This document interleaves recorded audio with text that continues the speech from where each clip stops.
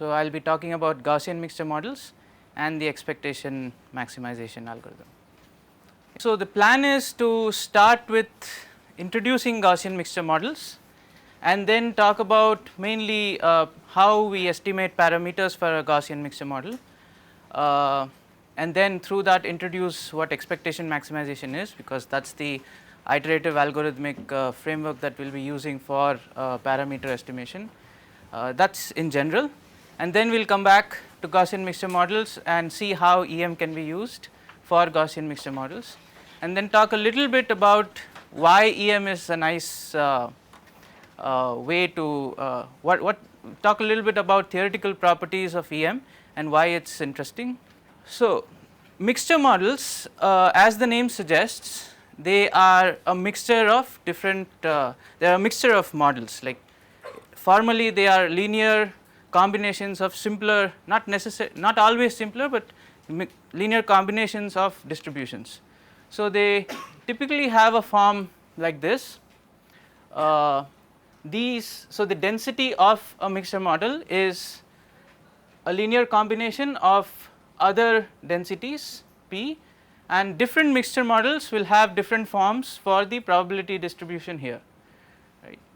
Pi k, so let me write this down, so because we will see this quite often.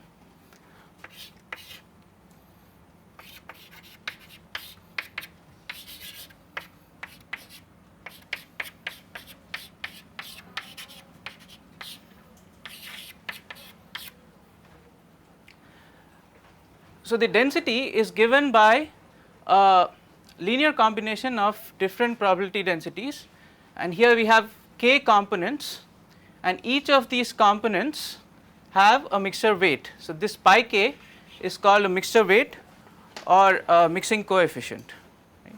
So, this probability here it can assume different parametric forms. The most common is the Gaussian. So, when this takes when this follows a Gaussian, this is called a Gaussian mixture model, right, and this is one of the most commonly used mixture model in a lot of different domains, in bioinformatics, in speech processing. You will see this everywhere. One of the reasons why it is used is because it is mathematically tractable, but there are other nice properties too. So, I guess you all know what a Gaussian is, but let me write it down anyway, so that, because we will use this very often in the coming few slides.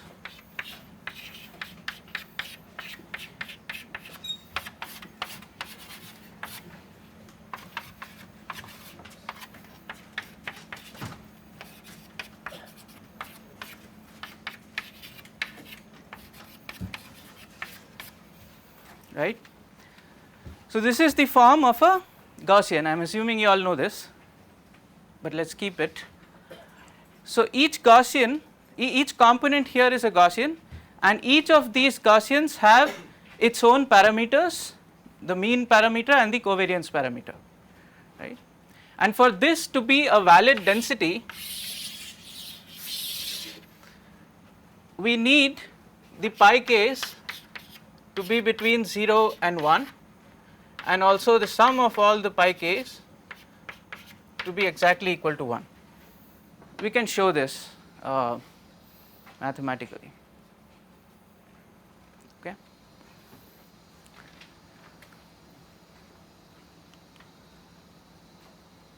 So, why do we need these mixtures? Why do we need these superpositions of densities? So, here is an example from Bishop's book. It is a very well known data set, old faithful data set. On the left, so we have plotted the data set in green points, it is a 2-dimensional data set, and when we try to fit a Gaussian, this is what you get, right, when you try to fit a Gaussian here. Now, visually it clearly looks not okay, because the Gaussian is most dense around the mean, but when you see the data, it does not look like the data is most dense around the mean, right. But if we use, instead of a single Gaussian, 2 different Gaussians and try to fit a mixture of 2 Gaussians to this data, it looks somewhat okay, the data is dense here and data is dense here, and it looks like this a mixture of two Gaussians would be a good fit for this data. So let me show you some more examples.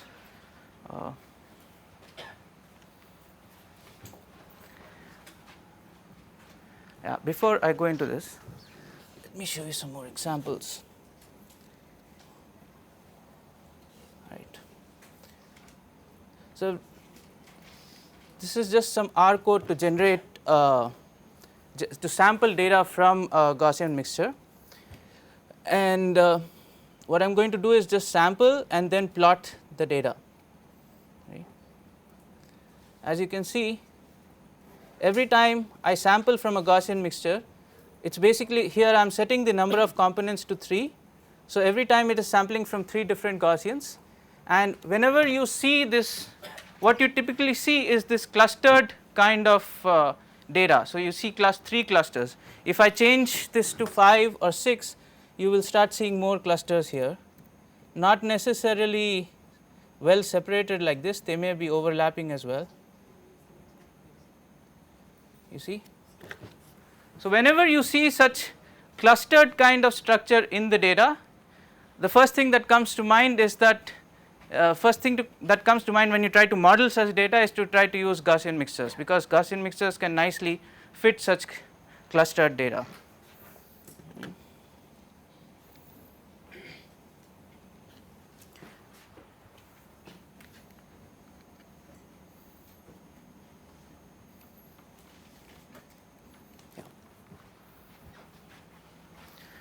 So this is another figure from the same book,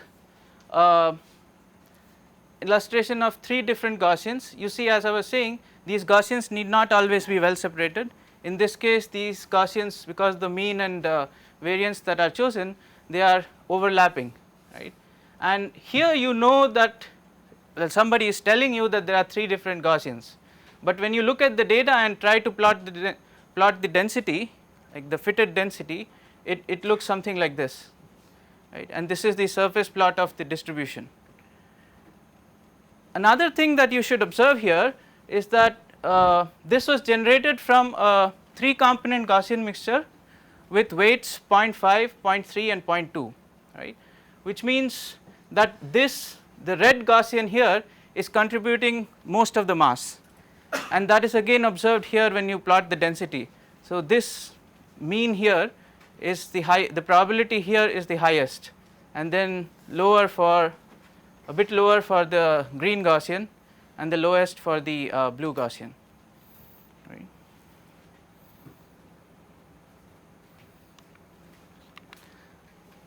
Right. Let me show you some more examples of these densities.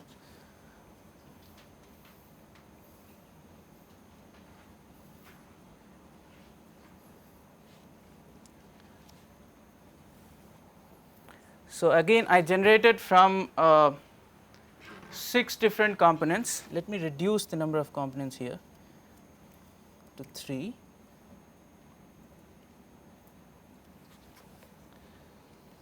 There you see, this is an example that I wanted. So here there are 3 components, but the 2 components are highly overlapping.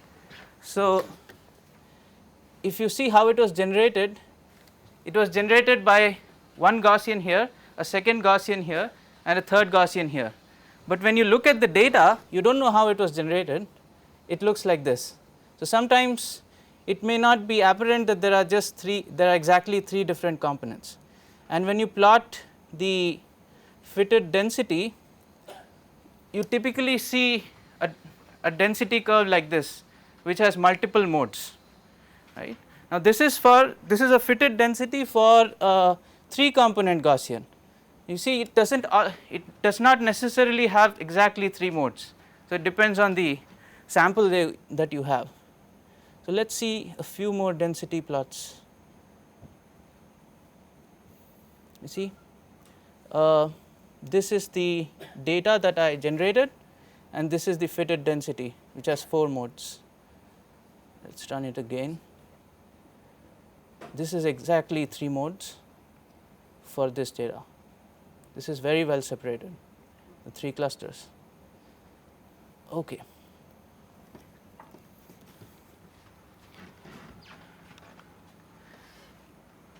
So you might have already understood this by now, at least intuitively.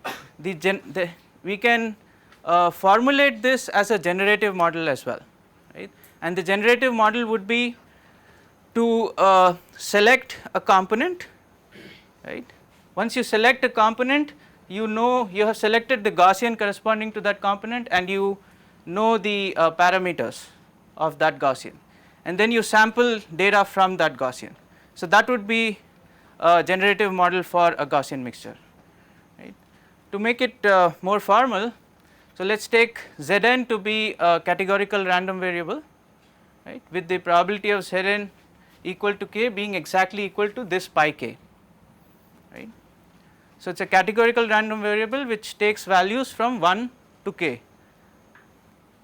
And now suppose that the probability of the data xn given Zn equal to k, so what's the probability of, which is just this, the probability of xn given that you know the parameters for that particular component. I express it as probability of xn given theta k represents the parameters. So the marginal distribution, you can express it as probability of Zn equal to k, you select the component, and then the probability of xn given Zn equal to k, the probability of xn coming from exactly that component. By what we have assumed, the first probability is just pi k, and the second probability is probability of xn given theta k. Right. So this is an equivalent generative formula with an explicit latent variable Zn, and we can represent this graphically. The shaded circle here is the observed data. This is the latent variable. The latent variable is governed by the parameter pi, and xn is generated, once you know the latent variable, it is generated by known parameters corresponding to that latent variable.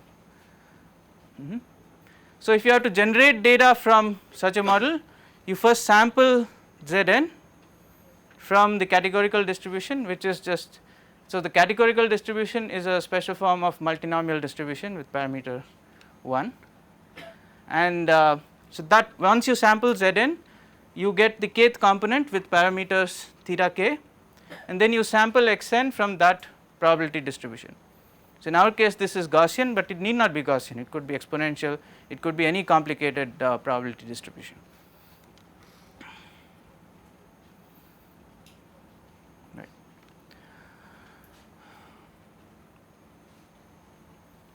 Right. So is it any questions? Please ask me if there are any questions.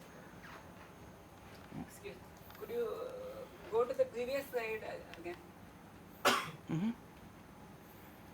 Could you explain the third? So the probability of xn, so we are just getting the, so we are assuming that there is a joint distribution, and the marginal distribution can be written down like this. You, for each of the k components, you take the probability of Zn being equal to k, and then the probability of xn being generated from that component. So this is exactly what the graphical model represents, right. If you write down the probability distribution represented by this graphical model, it will be exactly this, except that there is a sigma n term that takes care of all the different data points. For a single data point, it is exactly this. You are choosing a component, and then choosing the you're sampling the data point given the distribution parameters for that component. Okay. Right. So before I go into that, this is just, so remember this is another distribution. One use of it, as I just showed, is to model clustered data, but you can also model other kinds of data with it. For example, so let's look at another data set. I got this from the web. Uh,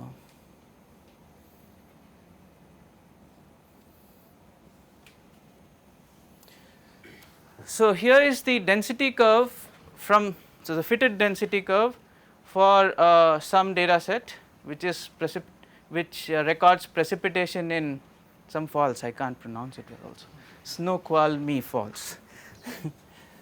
Okay. And so suppose we want to model this density, right, we can model this with a Gaussian mixture, right, and let us see how it looks when we do it with a Gaussian mixture with two components.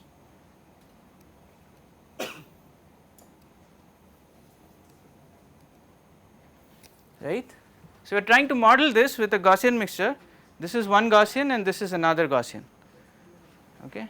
It does not look like it is modeling this well, but we can increase the number of components, and when we use 9 components, it takes some time, and there you see it is getting closer and closer to this distribution, right. So, a Gaussian mixture with 9 components, of course each of these Gaussians have different means and covariance parameters, is modeling this reasonably well. So, a Gaussian mixture by that way is very versatile. It can model a lot of different distributions by just choosing the right number of components and choosing the parameters appropriately. So, it models not just clustered structure. Yeah. How do you know what is the right number of components? Yeah, you do not know. That's the parameter estimation task, right. When you want to estimate, when you are fitting the model, you want to estimate what the right number of components is, and you want to estimate what these parameters are, right. So, if you are just given the data, you do not know what those parameters are, and that is in fact going to be the bulk of the lecture. How are we going to estimate the parameters?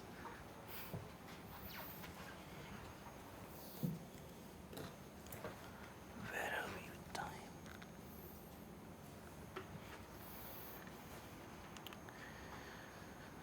All right. So whenever you see this, actually I think I am going to keep this model handy here.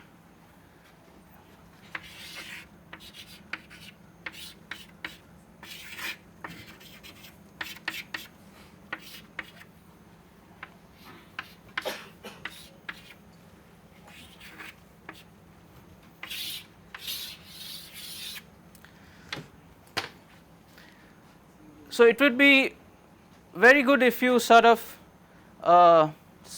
keep this model in your mind as we go through the lecture, because all the different all the maths that we will see will sort of start making sense when you have this model in your mind, right. So, when I talk about some formula like this, the probability of xn being equal to sigma k this probability times this probability, you can see that it is just the probability of xn being generated, and the generative model is usually more easy to think with. So, the generative model would be that I choose the component, and then once I choose the component, I choose the corresponding parameters and generate this xn. So, these components, if you are doing a clustering task, they are just the cluster labels, right. So, suppose you have 3 clusters and you want the cluster labels, and if you fit a Gaussian mixture model there, these components, the component values 1, 2, 3 would just become the cluster labels in that case, right. So, this would be a probabilistic way of doing clustering. All right. So, the probability of Zn equal to k, probability of Zn, the latent variable or the cluster label taking a particular value, is the prior probability of the data point xn coming from the component k. Okay. Now, suppose you're given some data set, right, like the data set we saw from Snoqualmie Falls or something, right. Suppose you're given that data set, and then you're asked to find what is the label Zn for the corresponding data point, right. So what I mean is suppose you have data points here, you have two clusters, and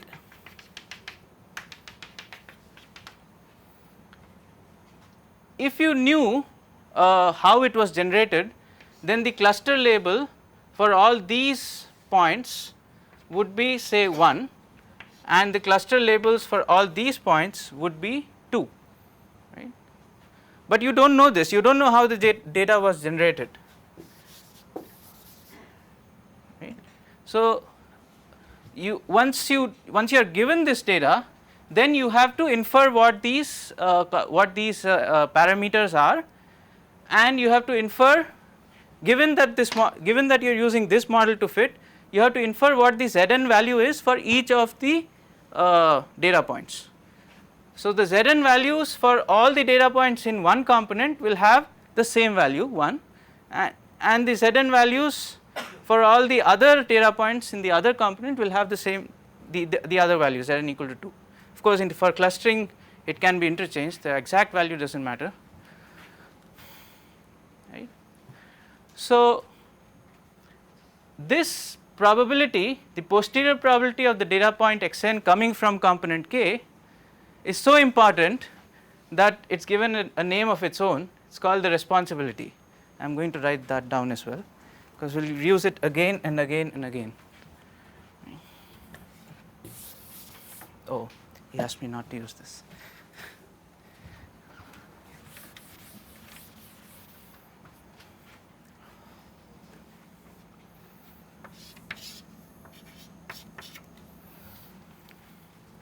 This is the posterior probability of Zn equal to k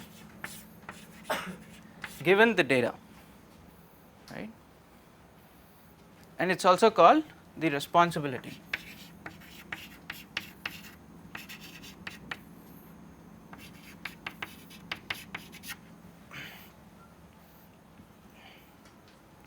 It is the responsibility of component k for xn, right.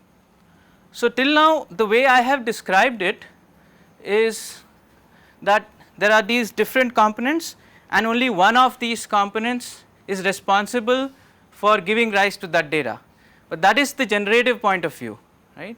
But if you look at it probabilistically, each of the components is contributing something to that towards the probability of that data point, and that contribution, the weight of that contribution is given by pi k.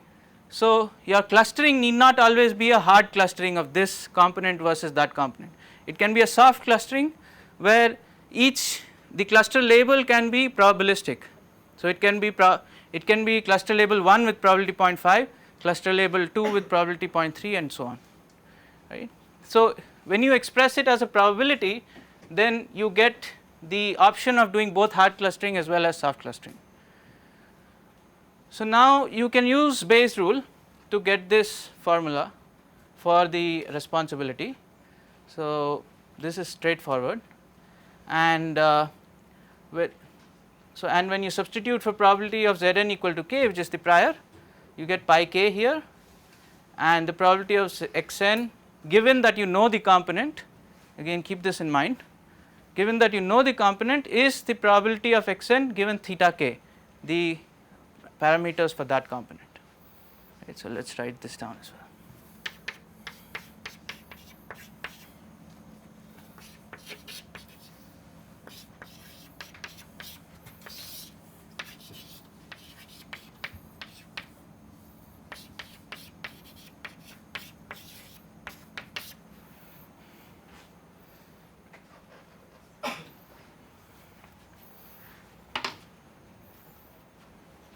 Okay.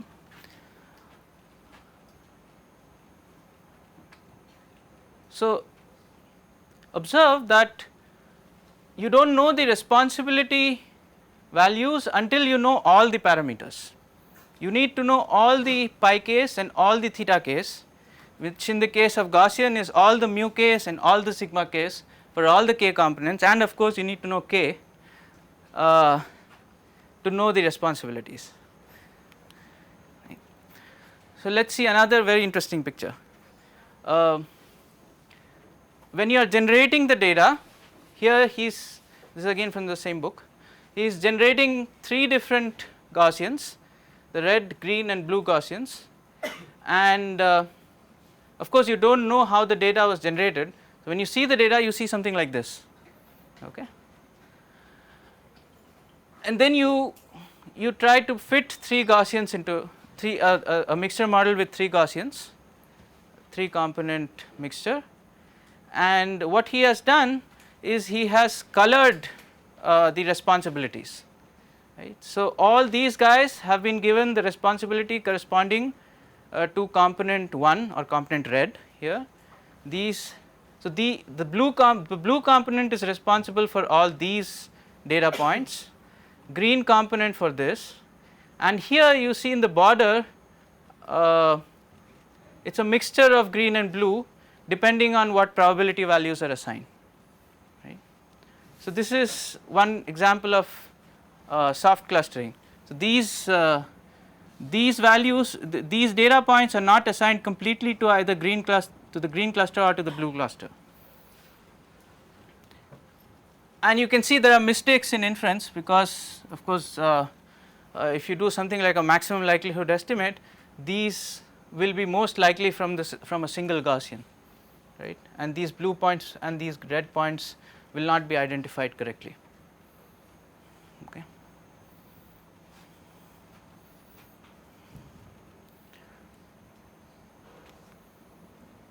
All right. So now suppose you are given data, you want to fit a Gaussian mixture model to it, to either infer the clusters or to just fit the density. For either case you need to estimate the parameters. And what are the parameters? If you have p dimensional data, k components, for each of the Gaussians we need to find out the k mixing coefficients, we need to find out the mean parameters, the mean vectors which are p dimensional, and we need to find out infer the covariance matrices, right. So for now we will assume that we know k, okay, and I will come back to how k is estimated later. Yeah, for now we will just assume, for example, we see data like this and we decide that k is going to be 3. It need not be the case, but yeah. And from this one, from here itself you can see that this is going to get difficult on high dimensional data, because the covariance matrices are going to scale quadratically with dimensions. So as the dimensionality of the data increases, your inference task becomes more and more difficult, right. But anyway, we'll not worry about that right now. So how do we estimate these parameters? We will take the standard route of maximum likelihood. The likelihood is just given by this for the case of Gaussian mixture model with k components, okay. This is for all the n data points, and we take the logarithm which will convert this product to a sum here. The problem is it will only convert this to a sum, the inside summation remains. So what you get when you look at the log likelihood would be the summation of n different logarithm terms, where inside each logarithm there is a summation, and this turns out to be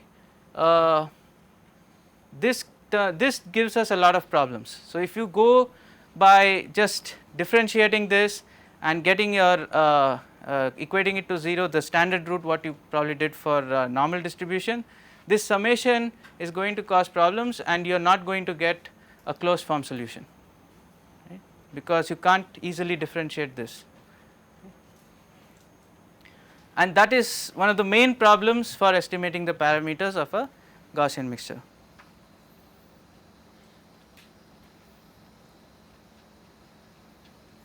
All right. But just to play with the math, let us still do it. Okay.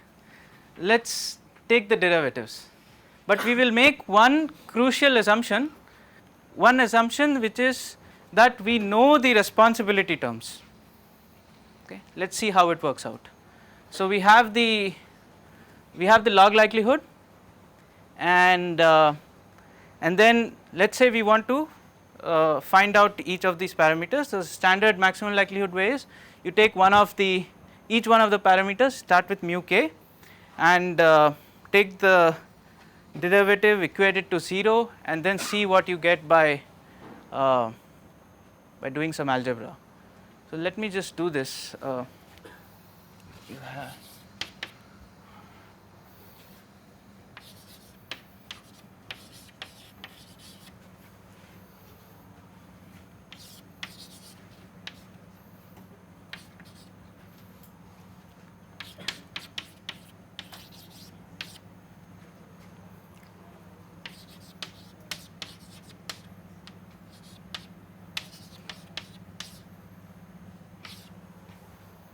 right. So, this is the log likelihood, and what we want to do is find the partial derivatives with respect to mu k first. Okay. So, the summation just remains outside, and log of this would just give us the whole thing below, whatever is inside there. Then we differentiate this part. So, yeah, so this, let us write it down. It's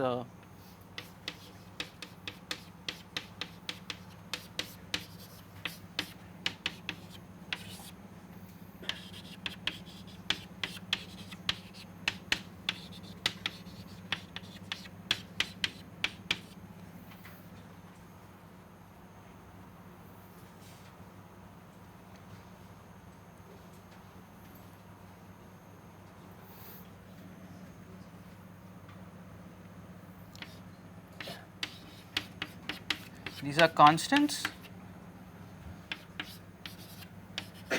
Sigma k is a constant here with respect to mu k,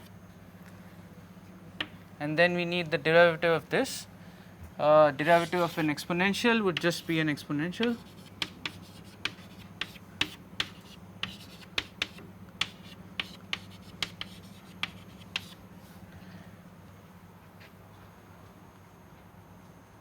Right. And this times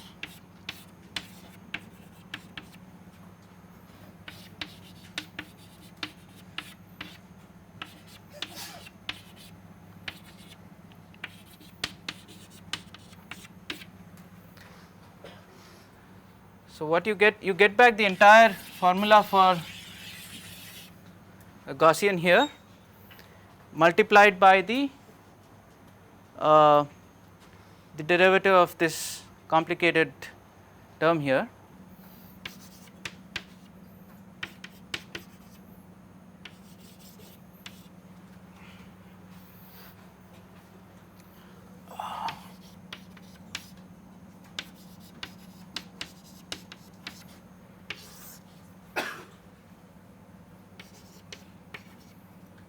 Let's change the, I'm just changing the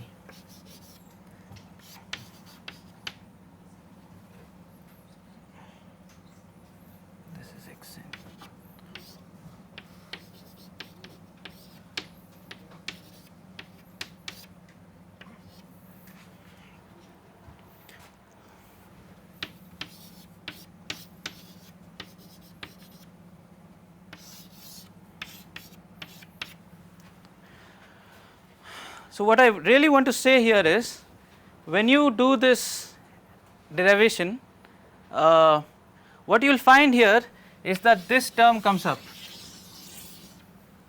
and this is the same as the responsibility term. Okay, which is what I have written here, and then the rest of it is just algebra.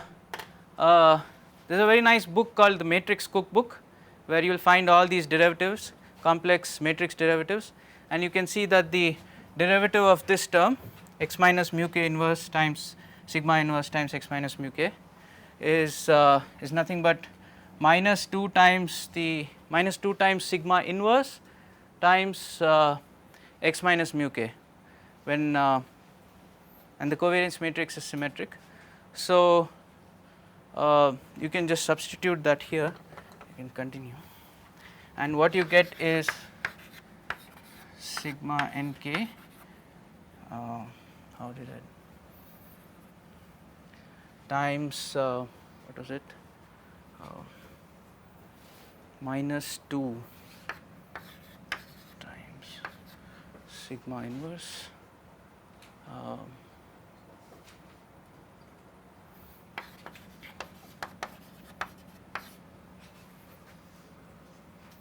right. So this dou L by dou mu k just gives us this, and when you equate this to 0, you can multiply by sigma k on both sides, and finally it turns out that you will get a very nice form mu k equal to sigma lambda set n k times x n. So what does this mean?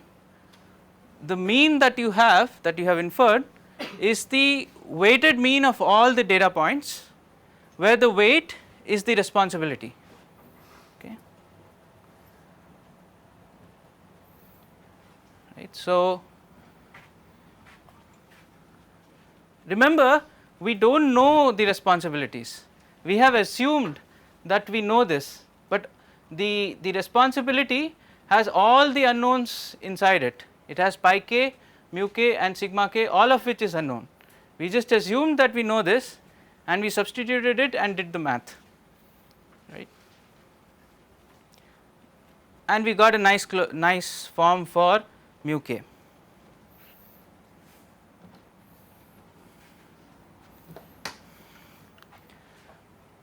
We can do the same math for sigma k. Again, if we differentiate this with respect to sigma k, we have to just use two different matrix derivative formulas, these, and it is very simple. The derivation is very simple. Do you want me to do it? It's fine, right? Okay. And again, you get a reasonably nice form for sigma k, provided that you assume that you know the responsibilities. Okay. Or the kth cluster is given by the weighted mean of all the data points, where the weight is nothing but the responsibility of that cluster towards this data point. Responsibility is the posterior probability of the latent variable given that you have this data. So essentially it's trying to capture what generated that data point, which of the components generated that data point, right. So all this is just so right now we do not really have anything, we do not have the mean parameters right now. We just know that if we knew the responsibilities, which we do not know, we could get a nice form for this, and without this assumption this derivation does not hold, okay. And the same thing with respect to the sigma k values. When we take the derivatives with respect to pi k, we have to be careful. We have to make sure that we use the constraint. Remember, sigma k, the sum of all the sigma k's must be equal to 1. So we can't directly differentiate this, right. You have to use Lagrange multipliers. Is everybody familiar with Lagrange multipliers? Yes, no? Okay, okay. So then you just take a Lagrange multiplier here, take this constraint and do the differentiation, you again get back the responsibilities. So every time you do this derivative, you see the responsibility cropping up, and if we set this to 0, we can get the lambda parameter as minus n, and we get the value of pi k equal to again this proportion. This proportion again is intuitively very clear. What it is saying is pi k, the mixture weight, is a proportion So if you take the sum of all the responsibilities over all data points over all components, it is equal to n, right. And so the kth mixture weight is nothing but the proportion of the responsibilities that are coming from the kth component towards all the data points, and you are taking the proportion that is given by that by those responsibilities with respect to all of it, the sum of it.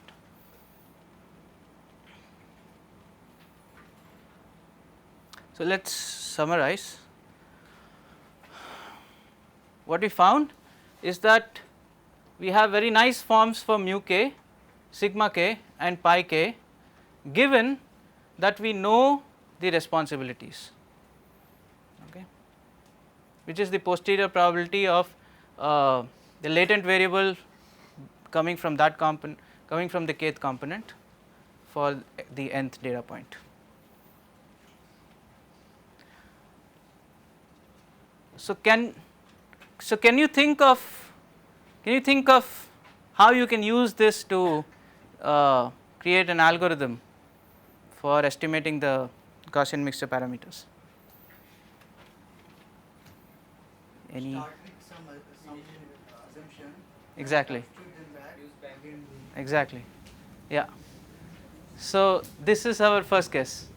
We start with some. We initialize all. So I'll denote by curly theta all the parameters, and we start with some guess of the parameters, and then we will compute the log likelihood. We can compute it because we know we have guessed the parameters, and then we will set the responsibilities because we know again all these parameters are guessed, and since given the responsibility we can compute all the parameters again, we will use this to get a new guess, okay, and that way we will iteratively keep refining our guess. Now this looks very ad hoc, but is actually theoretically quite sound, and this is, we will see that why the reason why this is a good thing to do is we will show that this is guaranteed to increase the likelihood at every iteration, and we will see that when we understand why, when we understand how EM works. Okay. So this turns out to be actually an instance of the EM algorithm, which is very intuitive. Okay. So if you so this is an example of exactly that algorithm. We start with some data, the same data set. We start with some guesses for the Gaussians, and iteratively we see that the Gaussians converge to nicely fitting the data. The parameters that you get here will fit the data very well. The only problem is that it usually takes a long time to come to the right parameters. and you know the k. Yeah, we know the k. Till now we know the k. So in this whole iterative algorithm we are assuming that we know the k.